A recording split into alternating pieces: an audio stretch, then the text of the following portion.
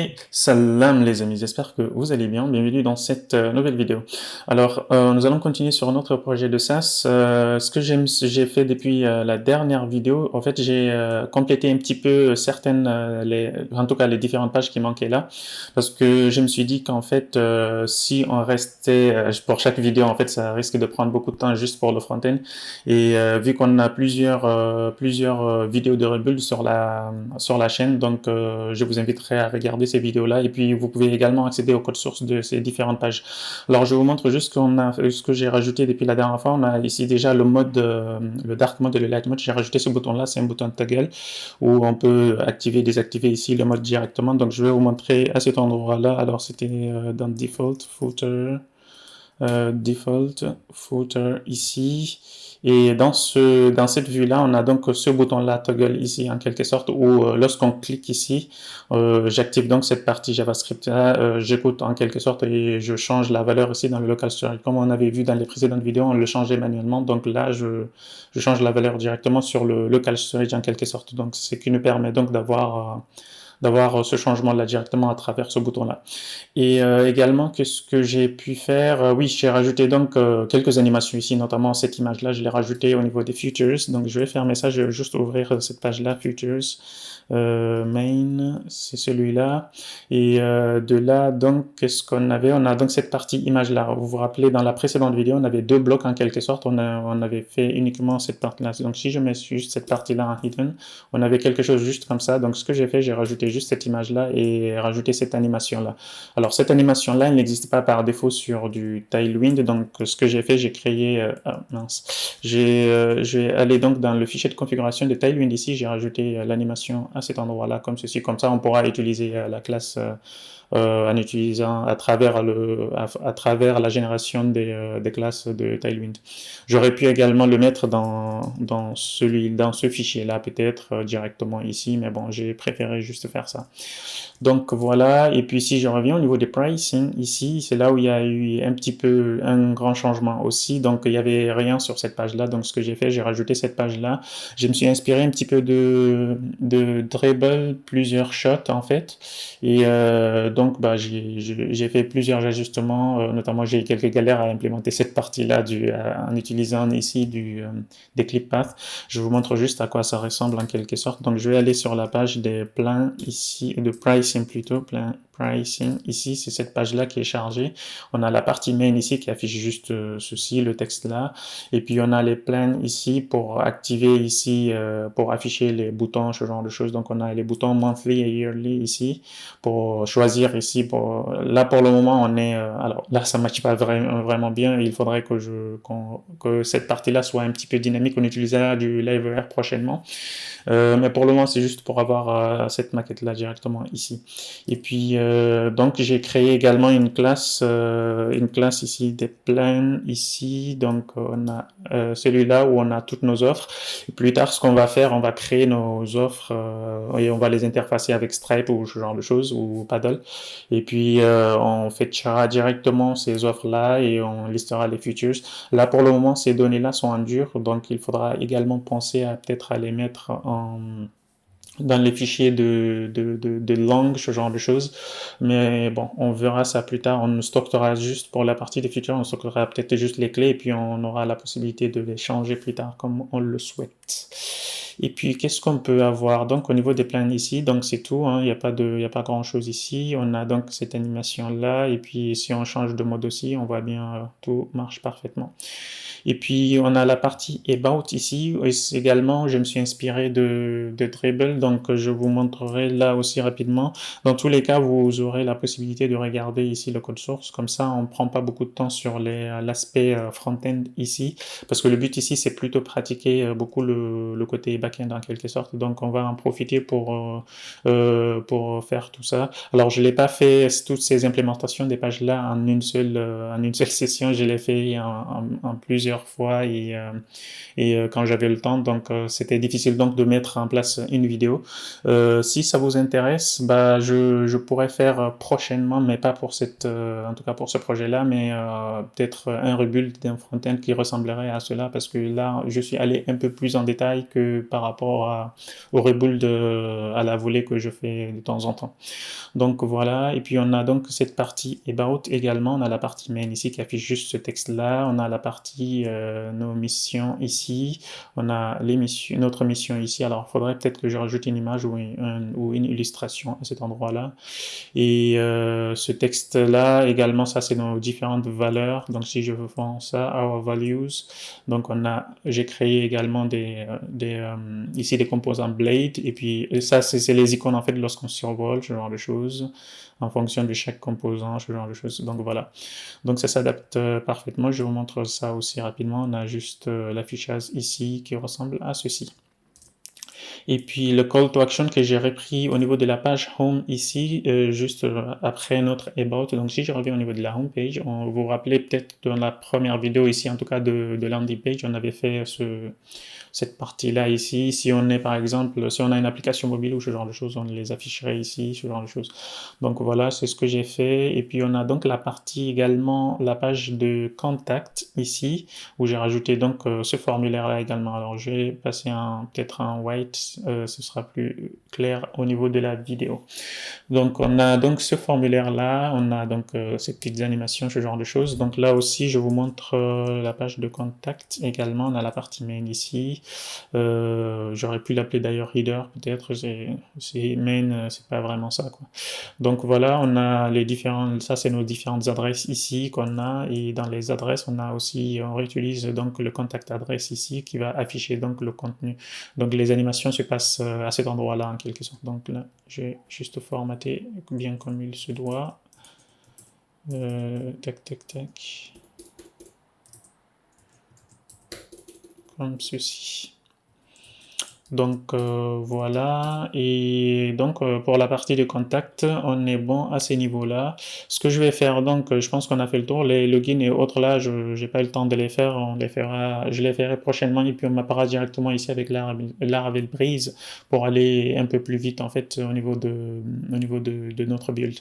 Donc voilà, pour ce que je vais faire là tout de suite maintenant, c'est juste vous montrer comment ici je vais rajouter ici une table ici qui s'appellera contact, et on gardera donc les différents messages qu'on reçoit depuis notre site web pour pouvoir les traiter après. Donc ce que je vais faire ici, donc je vais venir à cet endroit-là, je vais créer donc un modèle par exemple, je vais l'appeler contact, rien de spécial, et puis là je peux avoir un ID ou un code ou un truc comme ça. Donc là on aura déjà nos différentes propriétés ici, on aura la partie name, je vais faire ça, et puis on aura la partie email à cet endroit-là, et on aura un message ici. Donc rien de plus compliqué, on verra juste du texte, donc comme ceci. Et puis là, on a donc, celui-là je vais le changer, je vais le mettre en UID je pense. Et puis là, ce que je vais faire, je vais rajouter ici juste un contact request pour le moment, juste quelque chose comme ça de très basique. Generate the model, ok. Donc là, je peux faire UID peut-être, et si je fais ça, normalement, il va prendre la colonne comme si c'était quelque chose comme ça, ID, primary. Donc là, normalement, on est bon du coup. Qu'est-ce que je peux faire? Donc Laravel, d'ailleurs, je ne sais plus, donc je vais revenir juste sur la documentation ici de Laravel. Je vais chercher UID. UID ici, donc use has UID. Voilà, je peux faire quelque chose comme ça. Donc je peux retourner au niveau du modèle contact ici. Je vais faire sauf delete. D'ailleurs, on n'a pas besoin de ça, je pense. On peut le virer, le soft delete. On s'en fout un petit peu de ça dans nos différentes, dans notre classe en quelque sorte. Donc là, je peux utiliser le UID ici pour utiliser cela. Donc là, en gros, il va mapper cela à cet endroit-là au niveau de notre ID, etc.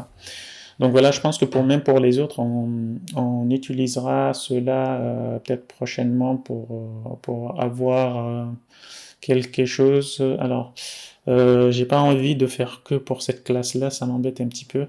Mais bon, au pire, enfin pour le moment, on va garder quelque chose comme ça. Pour la partie contrôleur ici, ce que je vais faire, donc je vais enlever ça. On va garder que notre store en quelque sorte ici. Donc comme ceci, on a On a le show, alors, on a juste, déjà, on doit avoir une méthode de create ici, normalement. Sinon, ce que je peux faire, c'est de créer un contrôleur ici. Non, pas celui-là. De controller. Source controller. Et puis là, on peut l'appeler contact. Je vais juste rajouter le S ici pour différencier avec celui-là, comme ça on part sur ça, quoi. Et puis là, on aura route metal binding class. Donc là, on aura contact à cet endroit-là, comme ceci. Voilà. Donc on a notre classe. On va enlever la partie index ici. Le create ici, c'est celui-là qui doit nous en sortir le modèle à cet endroit-là. D'ailleurs, je pense qu'on n'a même pas besoin de ça, vu qu'on affiche déjà la page. Donc, on n'a pas besoin de ça. On va juste avoir ici l'action en quelque sorte. Donc, ce que je vais faire, je vais revenir au niveau des contrôleurs. Je vais supprimer les deux, ou en tout cas, je vais supprimer ce deuxième-là. Et puis, ce sera juste un single action pour celui-là. Donc, je vais garder juste ça. On n'aura pas la possibilité de faire de l'update à cet endroit-là. Donc, je vais faire un invoke ici, comme ceci, et là on créera notre contact. Donc si je repars au niveau de mon form request ici de contact, on a le name ici qui est required, on peut le mettre à max ça, et une adresse mail, je pense pas qu'on a besoin d'aller au-delà de 100. Donc là aussi on peut limiter, je pense, peut-être à 1500. Ouais, on peut se limiter à ça. On verra comment on rendre cette partie-là réactive, peut-être avec du liveware prochainement. Pour le moment, en tout cas, on garde sur ça. Au lieu de faire juste contact controller ici, contact os action, contact os action ici. On va faire quelque chose comme ça. Voilà. Comme ça, on est bon. Et puis là, je vais repartir au niveau des routes de web. Ici, on avait donc cette partie-là, contact. Donc, ce que je peux faire, c'est peut-être de refaire quelque chose à cet endroit-là, juste côte à côte, comme ça, on est sûr. Et avoir quelque chose comme ça. Page, contact us, pages, contact us, action, on peut faire action ici, contact us. Et puis au niveau du contrôleur, peut-être que je devrais créer ici un namespace ici, actions ici, et le mettre à l'intérieur en fait. Donc voilà, là on est bon du coup. Et ce que je peux faire ici, c'est contact us action class ici. Normalement, on est bon du coup. Actions, contact us. Et voilà, donc là, si je repars dans la page de contact ici, on revient sur le formulaire. Qu'est-ce qu'on a? Donc là, on peut normalement soumettre. Alors, il ne faut pas oublier ici le CSRF, ici, vu qu'on est là sur la partie web, hein, et également le côté action à cet endroit-là. Donc, je peux faire d'ailleurs quelque chose ici, route, et contact us actions, comme ceci, pour pouvoir soumettre le formulaire. Plus tard, je pense qu'on va dynamiser peut-être cette partie-là pour si on veut faire des contrôles un petit peu plus poussés, ce genre de choses, en utilisant du liveware. Mais bon, pour le moment, on va se limiter à ça. J'aime pas trop le post en majuscule. Donc voilà. Donc ce qu'on peut faire, donc c'est quelque chose comme ça. Je peux faire ouvrir quelque chose comme ceci ici. Je vais le mettre en bas peut-être et ouvrir la console. Vous voyez ici le hello. Et tac, tac, tac, tac, tac. Et si je laisse ça par exemple, le message. Donc là, il me renvoie ici avec les différentes données. Donc là, cette erreur-là que j'avais pas testé visiblement, il faudrait qu'on le mette ici, texte rose de 500 peut-être. Ok. Et voilà. Donc si je refais ça, je vais soumettre. Il va me ramener ici, donc display required. Ok, parfait. Donc c'est cela ici. Je vais donc reprendre ça, message. Et message name, ça c'est le name. Et puis on a également au niveau de email ici, on a également au niveau de notre message. Alors là, ce message-là, c'est juste l'erreur en soi ici. Donc si je soumets ça, chacun aura son propre message. En fait, il est contextué ici à travers cela. Donc voilà, et qu'est-ce que je peux faire? Ça se passe donc au côté de la validation ici du form request. D'ailleurs, on n'a pas passé les migrations, donc ce que je vais faire ici, je vais faire les migrations à migrate fresh seed ici pour ajouter cela. Alors j'aurais pas eu besoin de ça, c'est juste un migrate, mais c'est juste pour... Je me suis un petit peu... Je l'ai utilisé par défaut, en quelque sorte. Donc là, si on soumet, on a les différentes erreurs. Là, je peux faire ici Mokhtar, Mokhtar, sas.test. Et puis, si je renvoie ça, il va nous renvoyer normalement les erreurs, nos anciennes saisies. Et puis ici, very long message here.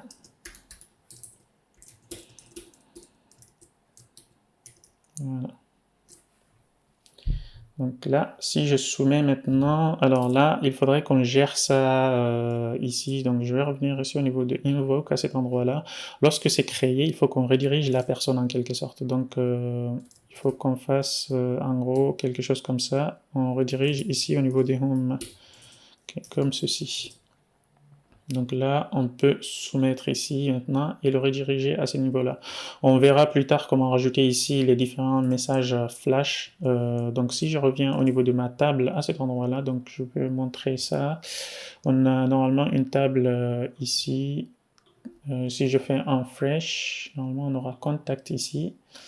Et on voit bien donc notre message ici qui est enregistré et puis l'UID ici qui est mis également. Et je pense que donc là, on est bon du coup à ces niveaux-là. Donc voilà, en gros, c'était un petit peu ça. C'était juste pour vous présenter enfin en tout cas la partie front-end que j'ai effectuée. D'ailleurs, je pense que je vais retester juste rapidement ici le contact pour voir les erreurs, comment ils s'affichent ici. Et si je soumets ça, d'ailleurs, ici, juste un string, pas un mail. Donc voilà, donc là, ça marche bien. Ok.